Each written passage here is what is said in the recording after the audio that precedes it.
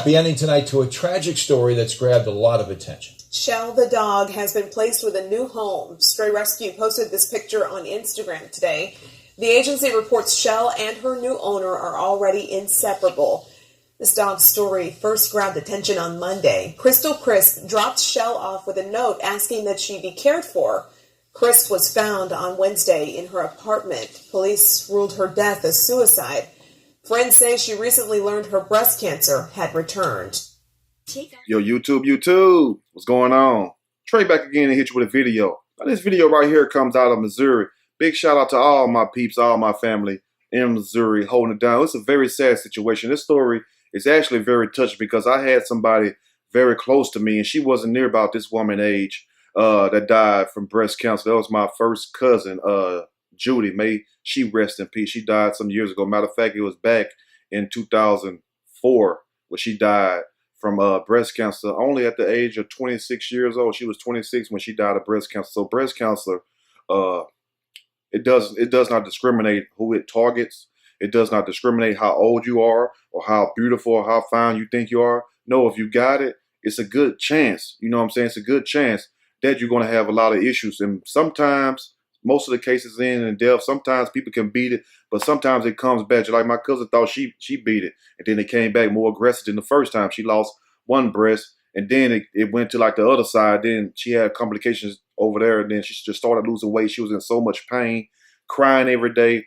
You know, used to go see her and stuff. It's like she went from 100 some pounds to damn near a skeleton. You know, it was just sad to see her like that. Then she left 2 kids behind, a girl and a boy, you know, which we try to look after up till this day. That was my first cousin, my aunt, daughter, if you will. So when I heard this story of this woman basically committed suicide because her breast cancer, and we don't know what stage she was in, stage 1, 2, 3, whatever, you know, and we don't know the things that she was going through. But at the same time, and I know what the good book says about not committing suicide, but I'm not here to judge this person. We have the Most High for that, even though some other people try to play judge, jury, and execution. I leave that for the big man above, if you know what I mean. But at the same time, this woman's story is very touching, and it's very sad that, you know, she had a mind made up, like she's going to end it on her terms. And a lot of people do that.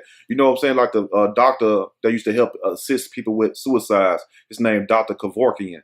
I don't know if he's still alive or dead or not. But anyway, it's kind of like people that have these terminally ill cancers and stuff, and they just cannot get no better, and they'll just pick their own death. They're like, well, I want to go out this day. I want to go out this way before I let this take me out. It's like still having that little bit of control, which really you don't have no control. You're just going to get yourself out of here quicker. You feel me? It's like you on a train track. You see a train coming a mile away, but instead of you waiting till that train get there, you just pick the gun up and shoot yourself in the head instead of waiting for that final moment. And I understand that, but at the same time, I will still wait to my death because I just can't see myself killing myself. But yet still, I have not been in that kind of pain before. I have not felt like that, you know, so I'm not here to judge this person, but it's a very touching story. And this woman left a note to the animal rescue people pleading for them to find her dog a home. And she cared so much more about this dog than she did herself. And a lot of people does that. They look at these animals like they're their children. I look at mine like they're my kids also. You know, they just grow on you just like that. But at the same time, I understand it. And it would make it even more touching that she was pleading for this dog to find a home, not for nobody to hurry up and get on surgery or whatnot. I guess she just accepted her faith. So I'm going to read a snippet from this story, and I'm going to give my opinion. Surely as we go. Cancer patient suicide note says, please find my dog a home. Now, Crystal Crisp, an Afton, Missouri woman suffering cancer, pens a suicide note asking Stray Rescue Animal Rescue Shelter to find her pet a new home before killing herself. And also, if you have room in your heart, and also your house, and also in your budget, go down to your local animal rescue mission and rescue some of these animals and stuff before they kill them and put them to sleep. Because that's what the hell they do. So if you love animals and you got the time, you got the money, go rescue one of those animals. Trust me, you would not have a better friend than that. Because that animal, cat or dog, will love you through the good and bad. Through you getting your butt kicked, or you celebrating success, or you homeless, or you're rich. That animal love is unconditional. And that's why a lot of people have animals, because those animals will love you regardless. You feel me? Even sometimes when we don't deserve it. Now, a St. Louis woman suffering from cancer has killed herself shortly after penning a note asking a local animal rescue shelter to find her dog a home. The apparent suicide note was delivered a day before authorities were called to the Athens, Missouri home of Crystal Crisp after shooting herself dead. And my condolences goes out to all of her family and friends also, because it's a very sad situation that you accept your fate and you just make it up in your mind, because to give something that you love away like your child, you got it on your mind to kill yourself. And whether you go home and contemplate about it, for you to make that step, then pen the letter, you're going to carry on through with it. I mean, some people just have enough. They get fed up and be ready to go on. They'll rather die, you know what I'm saying, take that chance coming back or whatever the next life proceeds for them, instead of living here in pain and misery. So we have to understand it also. Notice of the 46-year-old cancer sufferer's shooting death, not 50, 46, came after fire was observed coming from the woman's unit in an 8900 block of Kidder Avenue around 1 p.m. Tuesday. Neighboring apartments were evacuated with the fire remaining under investigation. The St. Louis Post-Dispatch reported the woman's dog not being in the apartment at the time of her owner's suicide, after Sharp dropping her off at Stray Rescue of St. Louis the previous day, along with the handwritten note. She already did this the day before, and she already pretty much said in her mind, her heart, for her to do that and write the letter, this is going to be her last day on earth. And tomorrow, she took herself out, you know. Now, the letter says, and it's very sad what the letter says. It was dated September the 19th. She says, I am writing you because I need you to take my dog, Shell. My mother adopted Shell from Stray Rescue around 2009 or 2010. In 2012, she had a massive stroke and now has Alzheimer's. So in 2012, Shell came to live with me. I've been fighting cancer a few months. And if you are reading this, I lost my battle, which is sad. I mean, damn, it makes you want to cry almost. You know what I'm saying? I'm not going to cry on here, but trust me, it do make you want to cry. Real men cry, hell, real women cry. Nothing wrong with crying. It's good for the soul. I need for my baby girl to be taken care of in a home with one person, her baby girl, the dog, Shell. She's a very sweet girl. She's been through a lot, so she has trouble with trust in the beginning. She loves to cuddle, but don't like to be carried. She's very smart, and these days, all I do is worry about what's going to happen to her. I love this girl. She is my daughter. Talking about her dog, then you see the picture of the dog. It's so sad and stuff, and you can tell when them animals sense and stuff when that person has left their life. That's why sometimes when you leave, for those who got cats and dogs, especially dogs and cats also, they will sit by the door until you get home. And you cannot tell me that animal does not have a soul. If people want to say animals don't have a soul, everything on the face of this earth has a soul, whether it's good or whether it's bad. You have that spark in you, what they call on the Transformers, for those who really know the subliminal terminology of it, the all spark. You have that energy inside of you. A spark is nothing but energy. That's what you are, energy. That never dies. It just transits and transformate to something else. You know, I don't want to get no lecture on that, but it never dies though. But for this woman to have a heart for her pet like that, basically calling this dog her daughter, which I understand, because hell, I call my dogs, you know what I'm saying, my sons and stuff like that. You know, it just what it is. That's just what we do, animal lovers. But she cared more about this dog than she did herself, because she already accepted her fate. She pretty much feel like, look, it's no help for me, but at least my dog wouldn't have to suffer because of me, because she could have just did what she did and the dog would have died in a burning apartment with her, but she gave the dog up. You feel me? That's a sacrifice, and that shows the kind of heart that this woman had. Now, as of Friday morning, the letter posted on the shelter's Facebook page has been shared more than 1,849 times, and it's a lot more now.